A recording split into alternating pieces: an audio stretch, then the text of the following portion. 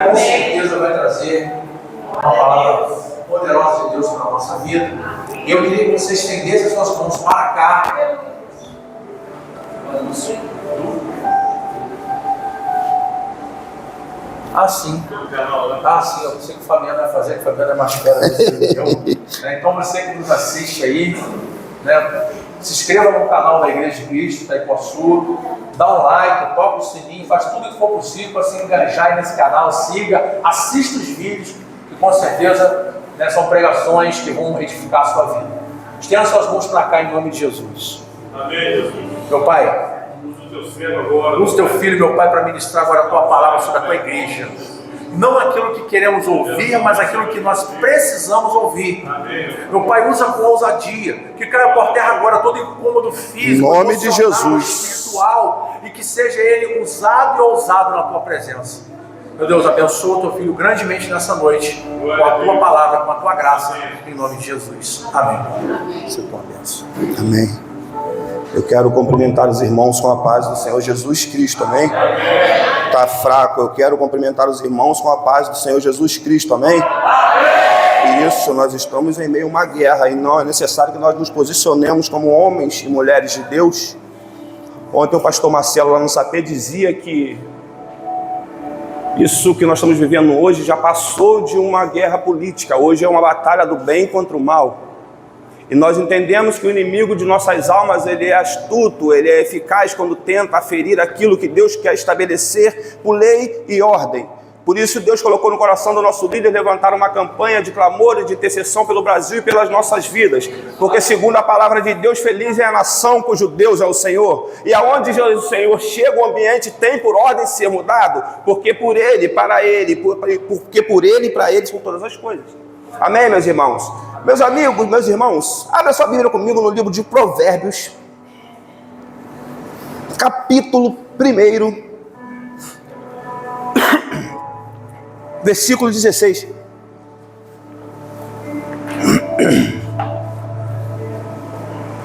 Rapaz, todos acharam? Quem achou, diga amém. Já que achou e disse amém, se coloque em pé, por favor, por reverência à palavra do Senhor. Em nome de Jesus. Que diz assim na palavra do Senhor: porque os pés deles correm para o mal e se apressam a derramar sangue. Na verdade, de balde se estenderia a rede perante os olhos de qualquer ave, e estes armam cilada contra o seu próprio sangue, e as suas próprias vidas a espreitam. Tais são as veredas de todo aquele que se entregam à cobiça. Ela prenderá a alma dos que a possuem. Você senta glorificando o nome do Senhor? Querido, nós estamos diante de um cenário onde a nossa vida ela é primordial para o que vai ser o nosso país no futuro. Quando nós falamos da sabedoria de Salomão, ele vem falar de um povo que estava andando errante diante do Senhor. Entenda que todo mundo que tem um propósito, um chamado, nós temos obediências a serem cumpridas. Nós temos obrigações a serem cumpridas. Por isso eu já quero intitular essa palavra, meus irmãos, dizendo vivendo a evidência dos propósitos de Deus. Porque nós todos sabemos que nós todos temos direitos. Não é verdade? Amém? Amém? Porém, todos nós também temos deveres. Nós só temos direito quando nós exercitamos os nossos deveres. Porque vamos levar em uma classe bem simples. Um pai que não dá sustenta o seu filho, que é processado, que é condenado a pagar uma pensão. Ele só tem direito a ter encontro com o filho se ele cumprir com o seu dever de... Tem direito, mas primeiro tem um dever. E nós agora estamos diante de um cenário onde o nosso direito ele está angariado por um dever. Nós temos um dever de fazer aquilo que Deus predestinou para o Brasil, para mudar um cenário onde o inimigo das nossas almas quer tentar e fazer morada. Nós entendemos que a política, muitas das vezes, eu tinha essa percepção, assim como o pastor Marcelo falou lá ontem, o bispo sabe disso. Eu não sou muito de me posicionar no que tange a política. Mas o cenário exige que nós, como cristãos, nos posicionemos. Porque a coisa não é mais simplesmente política, a coisa é uma batalha espiritual. Porque o direito de nossos filhos entrarem na escola com banheiro de menino no menino está sendo ameaçado. Porque a sua filha está sendo ameaçada de entrar no banheiro de menina e tem um menino lá. O direito dela vai sucumbir àquilo que não foi estabelecido mais como dever. Então, se nós pensamos num futuro diferente, a diferença tem que partir de nós. Porque Jesus vai dizer que o povo que andava em trevas viu a luz. E esse povo somos nós. Nós não andamos mais por vista, nós andamos por fé. Mas quando nós queremos apresentar a nossa vista diante de Deus, nós não conseguimos angariar o propósito que Deus tem para nossas vidas. Porque entenda, no princípio de tudo, a Bíblia vai dizer, no princípio criou Deus os céus e a terra, verdade? E a terra era sem forma e vazia, havia treva sobre a face do abismo, e o Espírito de Deus se movia sobre a face das águas, e disse Deus, haja luz, e houve, e viu Deus que a luz era boa, e fez separação entre luz, noite e dia, e chamou o dia treva e o dia, chamou a noite treva e o dia. Então é isso. Essa separação que nós temos que angariar para o dia de hoje. Deus separou a treva da luz. O povo que andava na treva já não anda mais porque viu a luz, porque Deus fez a separação entre a luz e a treva. E hoje nós temos um papel como cristão, não só cristão de estabelecer a palavra de Deus aonde quer que Deus nos levar, mas também nós temos um dever com essa bandeira aqui. Porque eu tenho conhecimento, eu não me posiciono, mas eu tenho conhecimento. O bispo, coitado, ele pega tanto no meu pé na igreja, mas não é assim, eu tenho total ciência, porque eu gosto de ser o espírito na carne dele. Eu tenho a total ciência do dever que eu tenho que cumprir. Outrora, eu mesmo sendo um criminoso, eu nunca depositei o meu voto na esquerda. Ainda no crime, sem conhecimento daquilo que Deus tinha para nossas vidas. Agora com Deus, diabo, perdeu mais um. Glória a Deus. Então é simples demais, mas como o bispo falou aqui, muita gente ainda está sendo engodada por Satanás. São apresentados muitos banquetes, muitas fakes que induzem muitos cristãos a andar por caminhos errantes. Eu vi esses dias, contemplei 2 cristãos brigando, um petista e um... Bolsonarista. Eu sei, eu estou falando, não esqueci não. Eu quero falar a conclusão disso tudo, foi uma pancadaria que só Jesus. Mas por que o cristão estava lá? Ele não ouviu dizer que não pode, não ouviu dizer que não é justo, não ouviu dizer que não é correto, ele não lê a Bíblia. Porque está instituído e constituído para nós todos que nós temos um direito e um lado para lutar. Seria como ele querer ser cristão, mas lutar do lado de Satanás. Não tem como. O bispo sempre usa um parâmetro lá na igreja que tem um muro e está lá o cidadão em cima do muro. De um lado de Satanás, do outro lado de Jesus. Satanás grita. Jesus fica quietinho. Quando já é perguntado para Jesus, por que o senhor não fala nada? Porque quem está em cima do muro já é dor. Então a questão não é posicionamento. A palavra para essa noite é posicionamento. Se nós queremos ver um Brasil melhor e ter um Brasil melhor, essa melhoria tem que começar a partir de nós, das nossas casas, dos nossos entes, dos nossos familiares. Nós temos que pregar para os nossos familiares que ainda não conhecem o Senhor. Temos que explicar a situação do futuro que nos aguarda se nós não conseguirmos fazer aquilo que Deus estabeleceu para fazermos.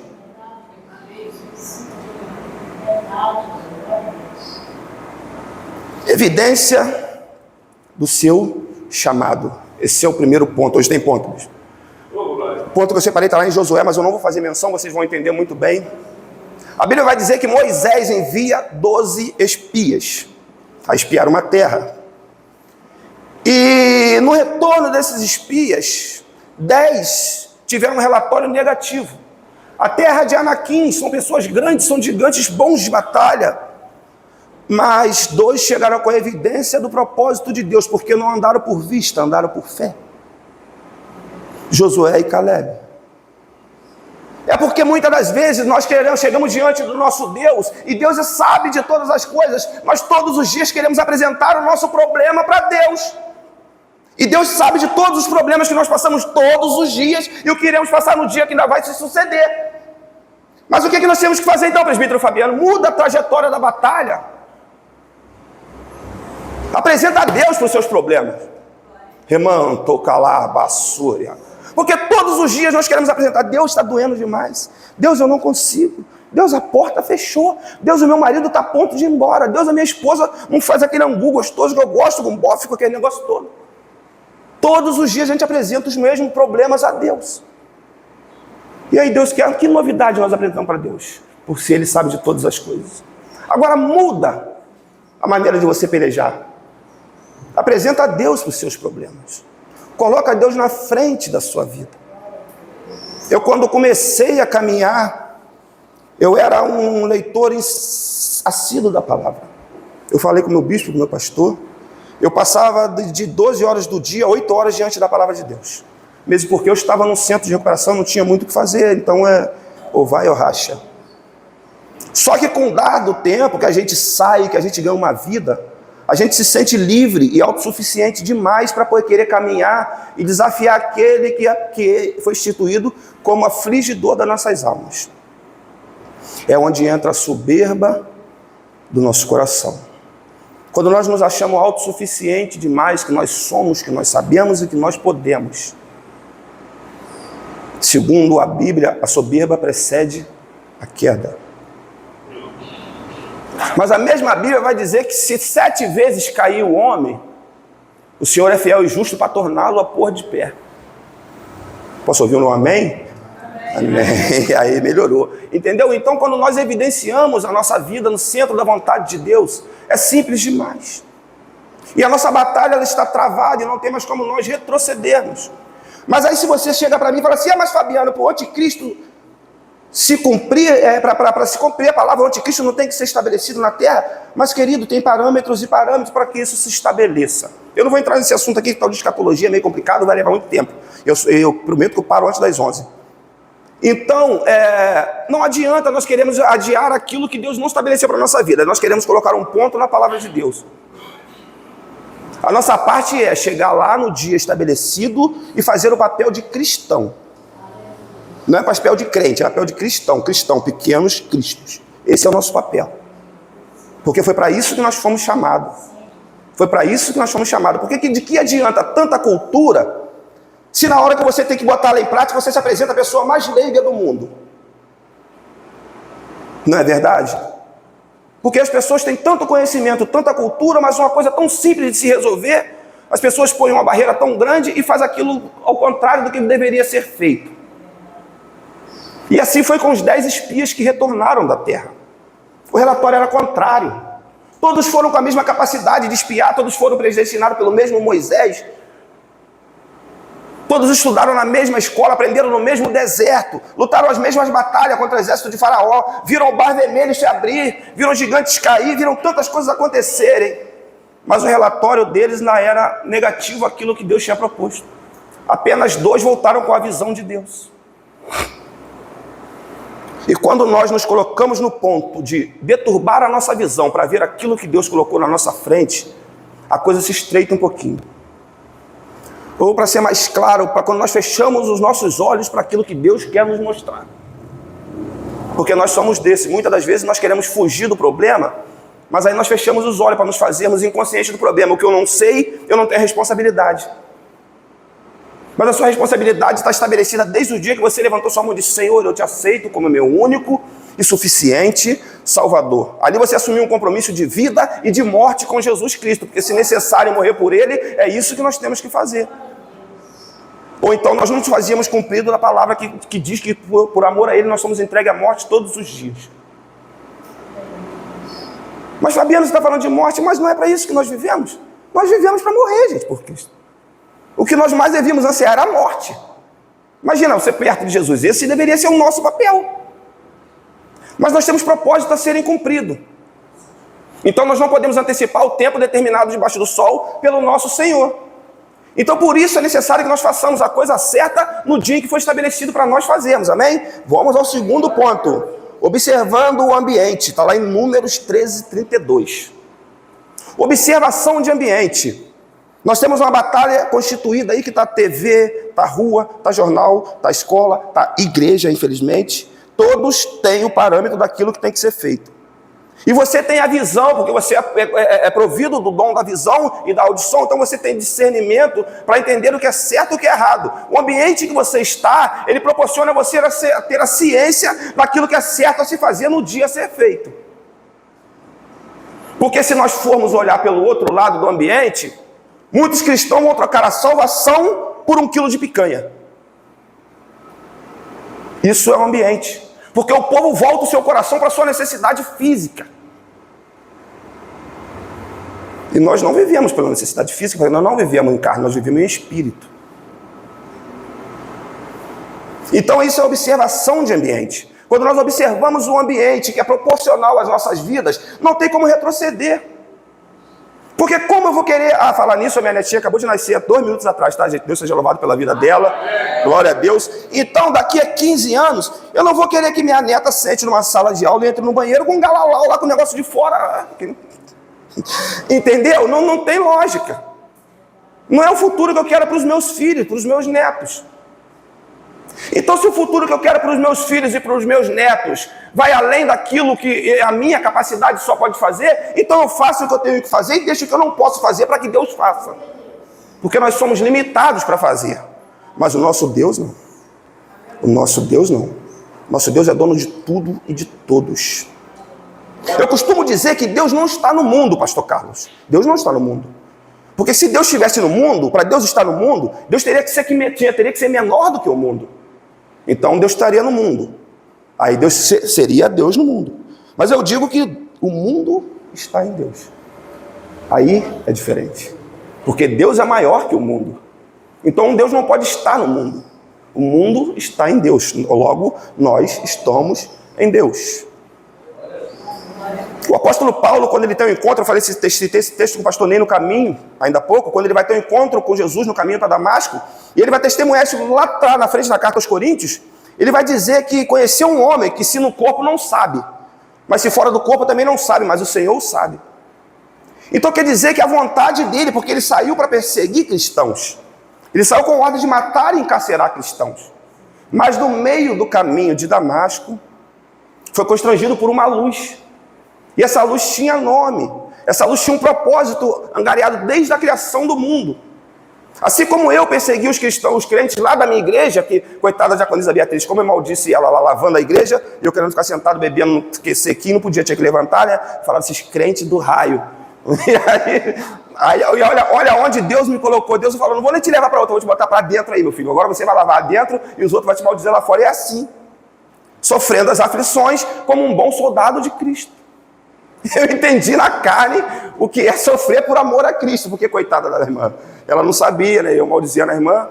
Então, enfim, irmãos, é isso. Essa é fazer a vontade de Deus. Porque até mesmo quando Salomão recebe o projeto de estabelecer um templo para Jesus, onde Davi já tinha provido todas as coisas e não pôde construir por causa da sua mão sanguínea. Entenda que Salomão foi constituído como o homem mais rico e mais sábio da terra. A Bíblia vai dizer que não houve um homem tão sábio quanto ele. O mesmo Salomão vai dizer vaidades de vaidades. Tudo é vaidade. E Salomão caiu na vaidade. Mas, porém, Salomão fez aquilo que nenhum outro fez antes de Jesus ser estabelecido na terra. Ele construiu um templo majestoso para Deus. Templo esse que foi saqueado muito tempo depois por Nabucodonosor, onde os seus projetos, suas coisas, seus objetos foram levados para a Babilônia. E a história vocês sabem, que estava lá o rei Artaxerxes fazendo um banquete e meteu a mão no que não devia. E logo apareceu a mão na parede escrevendo Mene, Mene, Tekel, Parsim, pesado foste na balança, mas fostes achado em falta. Então o que eu quero dizer com essa palavra que foi buscar tão longe? Nós vamos ser pesados em uma balança. E quando chegar o dia de nós decidirmos o futuro desse país, o que nós decidimos lá vai ser pesado contra ou a nosso favor. A nossa atitude nesse dia vai pesar a favor do reino ou contra o reino. Eu costumo dizer que esse dia vai ser um grande divisor de águas para nossas vidas. Depois do dia 30 de outubro, o Brasil não será mais o mesmo, porque eu tenho certeza que o Brasil será como sempre foi do Senhor. Pode se levantar o inferno, pode se levantar Satanás e o inferno inteiro, mas se levanta para cair. Então, com a certeza de que nós vamos vencer, porque a Bíblia vai dizer que em todas essas coisas nós somos mais do que vencedores. Mas o que me baseia, Fabiano, para ser mais que vencedores? Lembra que lá no Calvário, João 30 vai falar sobre isso, João 30 ou 29, se eu não me engano, ele vai dizer, detelestai. Está consumado. Ali foi consumado o propósito que nós éramos mais do que vencedores. Porque ali foi feito o maior sacrifício de todos os sacrifícios. Porque ali foi execrada a expiação, porque a expiação do cordeiro imundo, o cordeiro foi levado mudo ao matador. Então ele nos habilitou a ser hoje herdeiros da promessa de Deus. E toda promessa ela tem um tempo para se cumprir. E eu carrego em meu coração que o tempo da promessa desse país ser levantado está chegando. Pode passar o céu, pode passar a terra, mas a palavra de Deus ela não passa. Então nós vamos entrar nessa batalha, quer dizer, nós já entramos nessa batalha, mas nós vamos lá fazer o nosso papel e nós vamos sair vencedores, porque foi para isso que nós fomos chamados, porque esse é o tema da mensagem, é nós evidenciarmos o que Deus estabeleceu como propósito. E Jó, quando termina o seu livro, ele vai dizer que eu bem sei que o Senhor tudo pode e que nenhum dos seus planos podem ser frustrados. Então, se é plano de Deus, se é projeto de Deus, nós vamos entrar de cabeça erguida e na segunda-feira, dia 31, nós vamos estar comemorando, vamos estar no culto. Vai ser um culto de ação de graças para a honra e glória do Senhor Jesus. Amém, meus irmãos? Vamos lá para outro ponto, senão eu me perco aqui.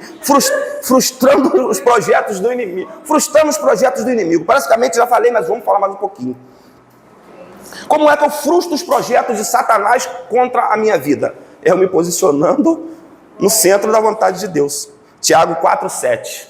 Sujeitai-vos, pois, a Deus, e resisti ao diabo, e ele fugirá de vós.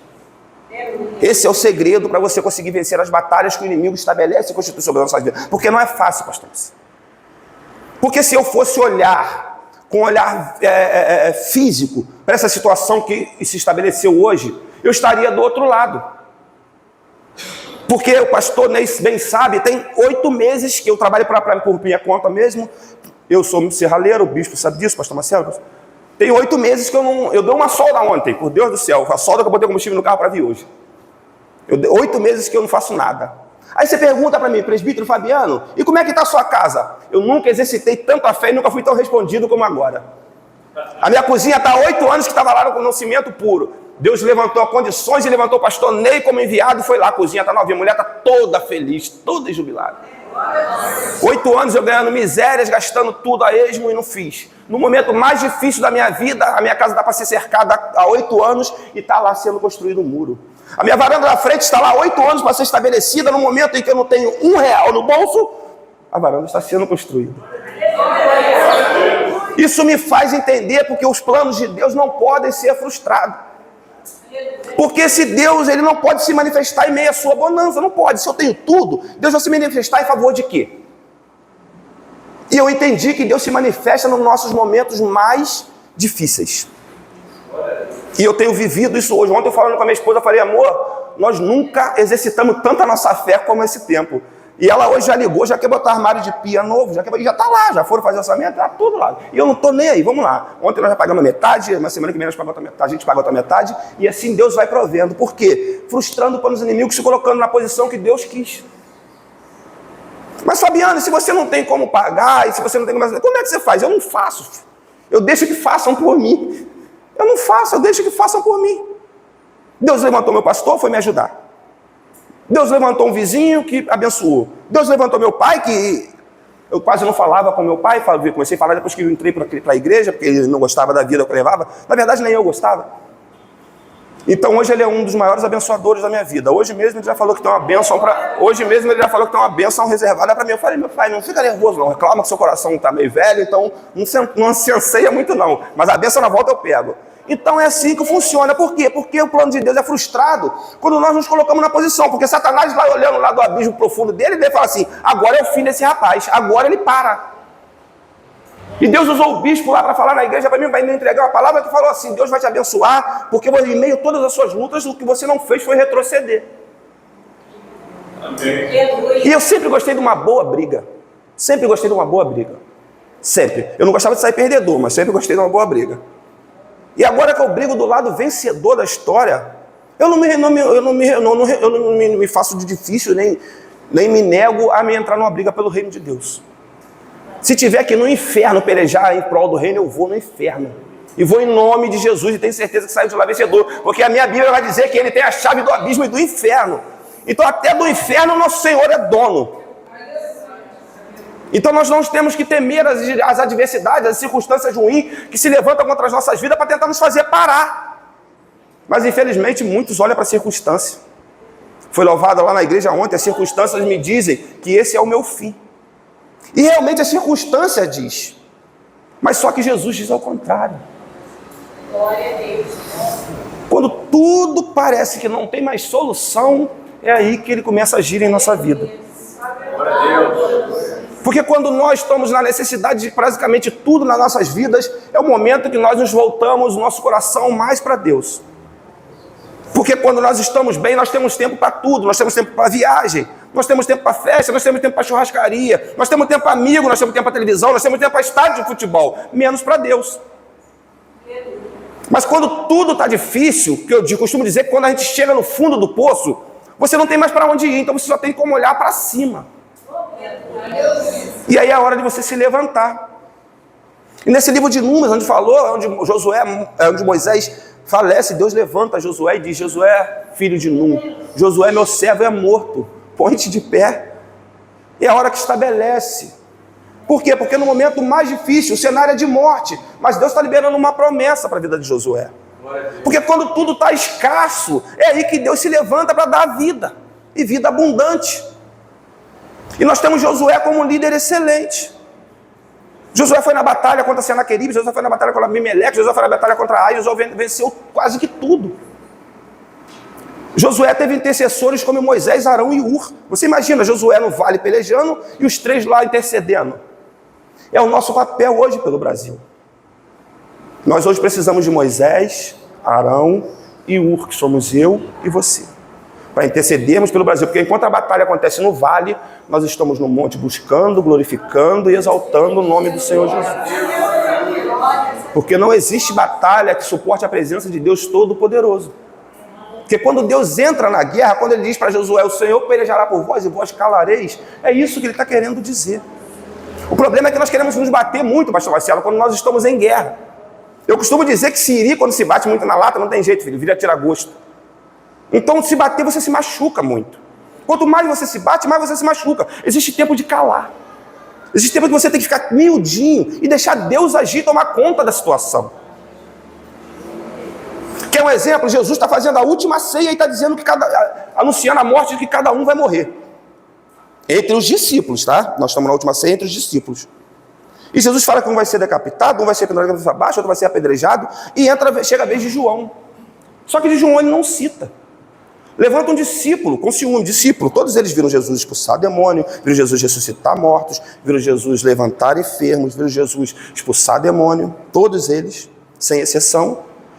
Vai chegar para Jesus e vai dizer: mestre, e desse o que será? Resposta de Jesus: que te importa se eu quero que ele fique até que eu volte em minha glória? Nós estamos falando do apóstolo João. Esse escreveu o Apocalipse. Esse escreveu as 3 epístolas de João, que está sendo estudada lá na igreja. Interessante que veio falando com a diaconisa Camila no carro. O texto mais lindo para mim de Apocalipse está no capítulo 21, versos 4 em diante. E qual diz ele? Vai se cumprir depois que nós fizermos tudo que nós temos que fazer. E qual é esse texto? Quando ele vier, não haverá mais choro, não haverá mais morte, não haverá mais dor, porque o Senhor enxugará dos seus olhos toda lágrima. Não tem texto semelhante a esse. E para a honra e glória de Jesus, quando isso se cumprir, nós estaremos revestidos de glória. Porque eu tenho a convicção de que todos vocês que não tinham a certeza do que tinham que fazer, vão sair daqui com a certeza de que esse é o caminho. Porque embora eu nunca estivesse me interessando pela parte que nos toca nesse momento, que é a política, nós temos que falar sobre política, porque não tem jeito, não tem como não falar. Ou nós nos posicionamos, ou então nós entregamos. Entendeu? E é assim que tem que ser. Porque se nós não nos posicionarmos, nós vamos ver o nosso castelo que nós temos lutado tanto tempo para construir, desmoronar. Será como um castelo de areia, que a onda vem e leva. Mas nós edificamos uma casa sobre a rocha. Então pode bater vento, pode correr rio, e ela vai permanecer de pé, porque nossa casa está firmada sobre Cristo Jesus. Amém? Vamos lá.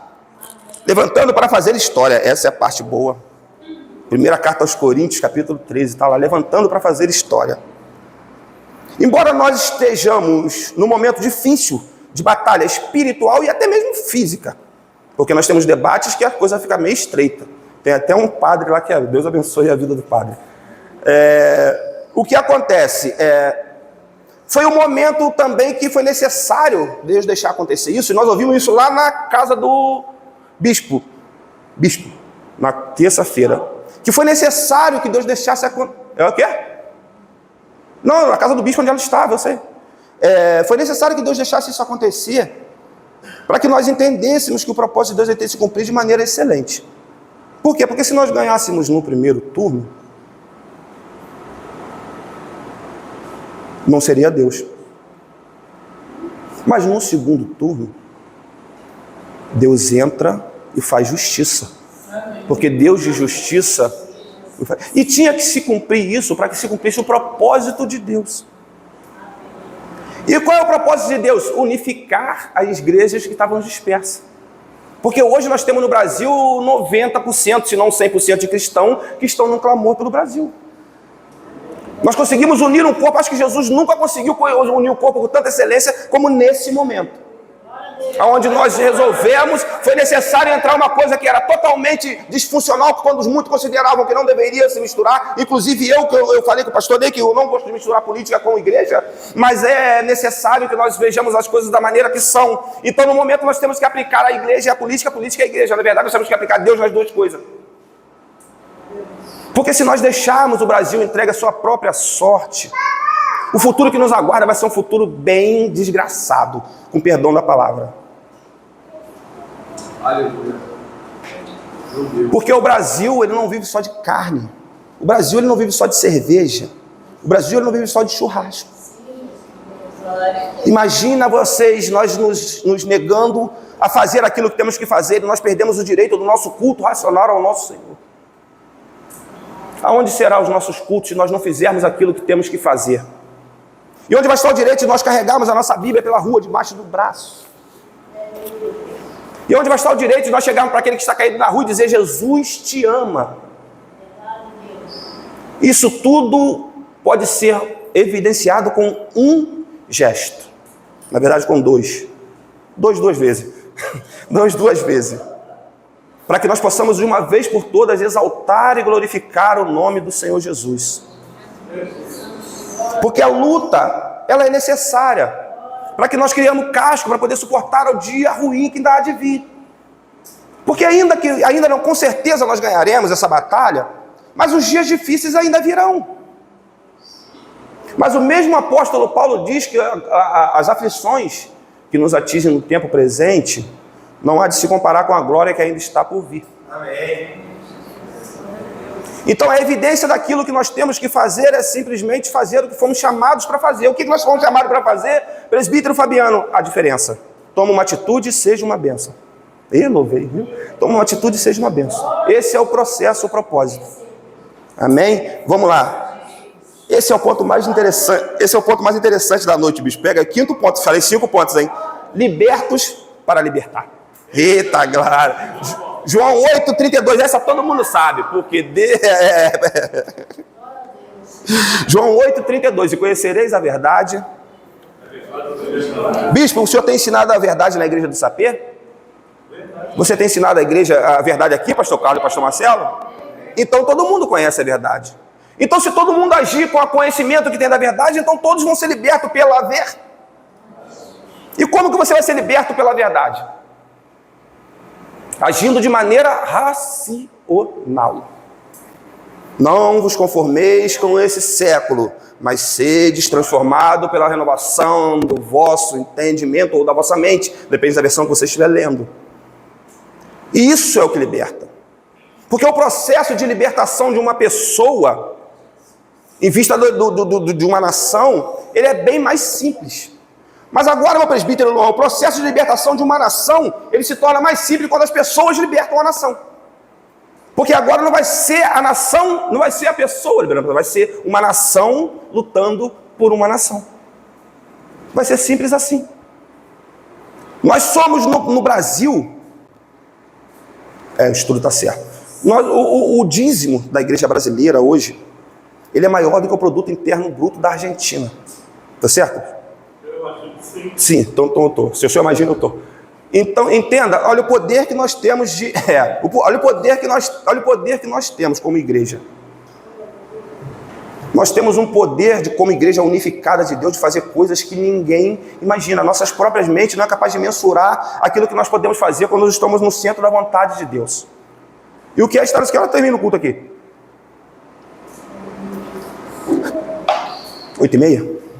Sim, eu vou terminar antes um pouquinho para a gente... Tá, sim, senhor. Então, vamos lá, liberto para libertar. A Bíblia vai dizer ainda em João,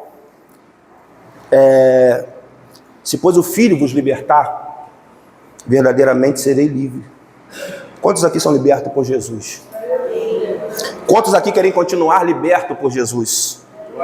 Quantos aqui querem continuar libertos por Jesus? Então tome a atitude correta no dia 30. Faça aquilo que nós temos que fazer. Você não precisa nem entender por que, só faça o que tem que fazer. Porque muitas das vezes é assim, nós não entendemos, mas fazemos porque está constituído para nós fazermos. Eu não preciso entender para fazer, eu preciso fazer para depois entender. Porque se eu fiz, eu vou entender. Se eu não fiz, eu não entendo. Porque não foi feito o que eu deveria fazer. Entendeu? É assim que se faz. É assim que nós fazemos a diferença. Porque um país melhor, um país para os filhos de vocês, para os netos de vocês, para os sobrinhos de vocês, um país melhor para vocês e para mim, depende da nossa atitude. Então, se nós nos levantamos como uma nação forte, guerreira, corajosa, de cristãos, nós temos que fazer a diferença nesse país. Porque nós somos a diferença desse país. Chamamos-nos uns aos outros de irmãos. E se eu não lutar para fazer a diferença em prol do meu irmão, que não tem condições de fazer aquilo que deveria fazer, eu me faria negligente da fé. Porque a minha Bíblia diz que cada um considere o seu irmão superior a ti. Então, se eu não vejo Deus na diaconisa Camila, eu não sou digno de servir ao mesmo Deus que ela serve. Se eu não vejo Deus na vida do presbítero Luan, eu não sou digno de servir ao mesmo Deus que ele serve. Se eu não vejo Deus na vida da pastora Rogéria, eu não sou digno de servir ao mesmo Deus que ela serve. Porque não existe dois deuses. Só existe um. E esse um é que vai se levantar do trono e pelejar em nosso favor. E nós vamos fazer o quê? Até que isso se cumpra, nós vamos estar adorando, porque como diz a palavra, a adoração no trono de glória não para. E para a honra de Jesus, nós também não vamos parar da adoração na terra. Porque quando nós mandamos a adoração para cima, Jesus responde para baixo. Amém? Que Deus possa abençoar os seus irmãos nessa noite. A gente ainda quer falar um pouquinho, ministrar a vida de vocês. Mas entenda que quando nós ouvimos uma palavra sobre libertar um país, não é simples, porque a igreja ela é perseguida. Nesse momento ainda mais. Eu vi esses dias, eu tenho visto tanto aquele barbudo do cão lá que eu tô até com raiva dele. Não, raiva eu sempre tô. Eu ouvi dizer esses dias que ele que criou a igreja evangélica, é assim, ele falou com essas palavras. E aí o que acontece? Essa perseguição tende a aumentar. Até que isso se cumpra lá no dia 30, ainda tem muita coisa para acontecer. E vai acontecer. Coisas naturais e coisas sobrenaturais. Mas o que nós não podemos deixar é nos abater com as coisas que hão de vir, se levantar contra as nossas vidas. Porque o nosso ministério depende disso. O nosso casamento depende disso. A nossa vida profissional depende disso. O nosso conviver com o nosso irmão depende disso.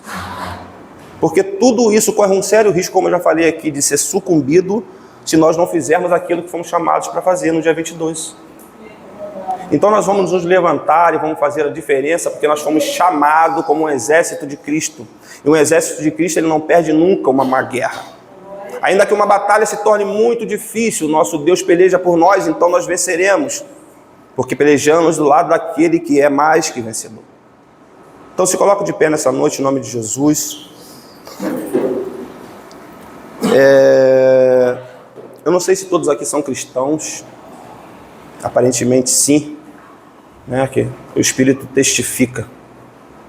Mas o bispo colocou no coração de nós ministrarmos Todos aqueles que quiserem serem ministrados e receberem uma oração, uma palavra, um conforto de um sacerdote, de um presbítero, de um diácono autorizado a impor a mão sobre as suas vidas, para te ungir, para te alicerçar e para te fortalecer, para você suportar os dias ruins que ainda estão por vir, porque eles virão. Mas você estará debaixo de uma cobertura espiritual dos seus sacerdotes, dos seus pastores, dos seus presbíteros, porque você precisa saber que você não está sozinho nessa guerra. Você tem pessoas que a noite toda passam orando, lendo Bíblia e jejuando pela sua vida. Inclusive eu queria fazer um pedido à igreja que jejuasse e orasse um pouquinho pela minha vida, que eu tenho sido assolado por umas dores de coluna que não fazem parte do meu cotidiano.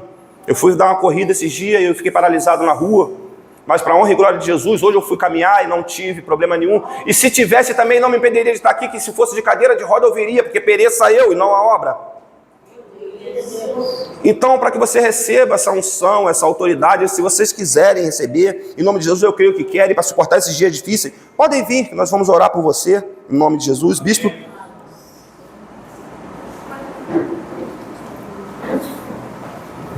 Vocês podem vir aqui à frente para pedir os irmãos que levantou as mãos, que estejam também aqui para ministrar a sua vida, para que você seja abençoado naquilo que você precisa.